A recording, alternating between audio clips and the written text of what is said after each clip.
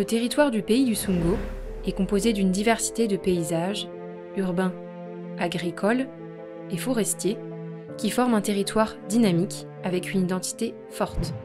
Depuis sa création, le pays du Sungo travaille dans la recherche de solutions pour aménager le territoire de façon durable et pour développer la production locale d'énergie renouvelable.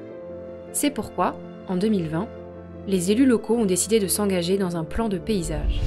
L'objectif est de partir du paysage et des ressources locales afin de proposer une transformation de l'habitat et une transition vers des énergies renouvelables adaptées au Sungo. Le plan de paysage s'est fixé deux grandes priorités. La première, c'est de renouveler la manière d'habiter du territoire et préserver le cadre de vie de ses habitants. Cela passe notamment par des actions telles que favoriser la rénovation énergétique des habitats, réglementer les nouvelles constructions et proposer des solutions de fraîcheur dans les zones urbaines.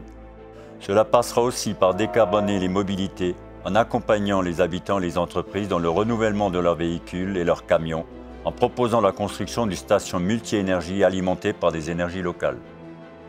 La deuxième priorité, c'est de développer les énergies renouvelables sur le territoire sans dénaturer nos paysages et en permettant un revenu complémentaire pour les Sungoviens. Parmi les actions proposées, on peut citer la mise en place de panneaux photovoltaïques sur les bâtiments et les parkings, en privilégiant l'autoconsommation et en les intégrant dans le paysage. La commune d'Altkirch est concernée par ces enjeux. Un exemple d'action pour y répondre est de réaménager le parking de l'île avec des ombrières photovoltaïques. L'objectif est de produire de l'énergie tout en créant un espace ombragé pour les véhicules.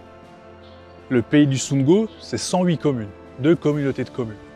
Et nous souhaitons, sur notre territoire, produire des énergies durables et renouvelables, tout en préservant ce qui fait la richesse de notre Sungo, c'est-à-dire nos paysages, c'est-à-dire également notre patrimoine bâti.